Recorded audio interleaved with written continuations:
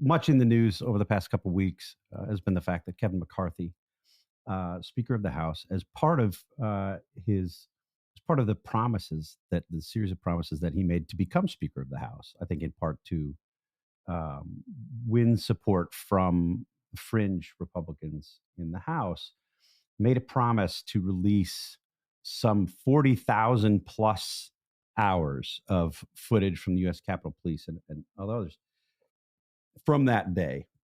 What did you think of the decision to make that footage public? Well, he didn't actually make it public, first of all. What he did was he gave Tucker Carlson, his producers, preferential access to the footage, right? So that's very different from making it public. I mean, you and I, it's funny, when this was going on, I was thinking back to you and I, we have these arguments for transparency for 20 years now. You and I have argued for government transparency, And declassification of documents, whether it's absolutely from Iraq, whether it's Osama bin Laden's cash. Over and over kept again. Yep.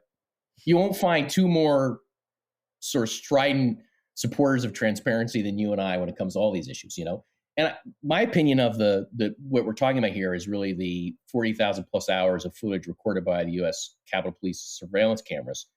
I have no problem with releasing that footage, or at least, some large chunk of it to the public either. In fact, large portions of it are already out there, much more than what Tucker Carlson showed his viewers. He only showed his viewers a few minutes. There are already hours and hours of clips you can find online of the footage, right?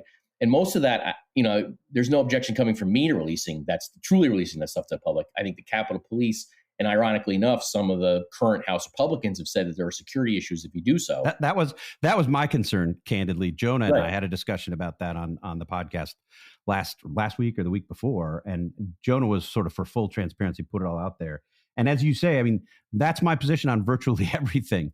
I did have concerns, having spoken to some people who were close to the investigation, about revealing the locations of the cameras, and more importantly, places that the cameras weren't capturing in the event of a subsequent attack. Yeah, I have mixed thoughts on all that. My instinct is always for transparency. So, I think there's a lot of footage. I think a lot of the footage is not really sensitive from a security perspective. I'd have to hear from the Capitol Police why. I'd have to hear specific cases on each specific camera. I've not heard that case.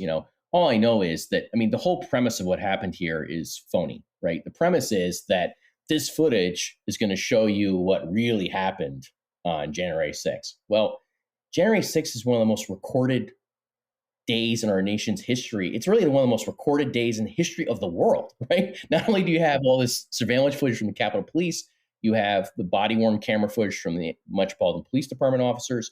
You have all the media that was on the scene, including documentary filmmakers who were embedded with the Proud Boys and others. You have probably thousands of people who were there were recording on their cell phones, including some of the lead rioters themselves, including the Proud Boys themselves. One of the Proud Boys takes a selfie of himself just after he leads the breach into the Capitol. He takes a selfie of himself smoking, having a victory cigar smoke, saying, I knew we could have taken this bleep over if we just bleep and tried hard enough, And so there's just a ton of video footage out there. And the idea that this surveillance footage was going to sort of reveal, the aliens that built the pyramids or something, it just was never a plausible theory, it just not case. In fact, what you saw Tucker Carlson roll out was just a highly edited, selective few minutes on the QAnon shaman and a few other clips, here and there. And, what I would say is you can easily find that the story he's portraying there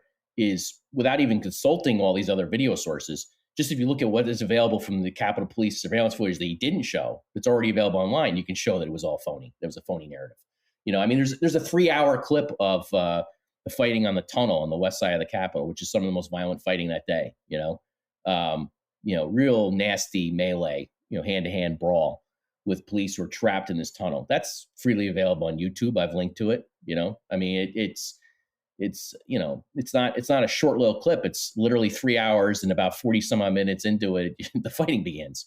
It's, bad stuff. And there's plenty of video footage like that. So I don't think that, the argument that people should not believe their lying eyes, which is essentially what they're trying to do here, I just don't think that really is going to go very far with the American public outside of this echo chamber that is watching this one particular show.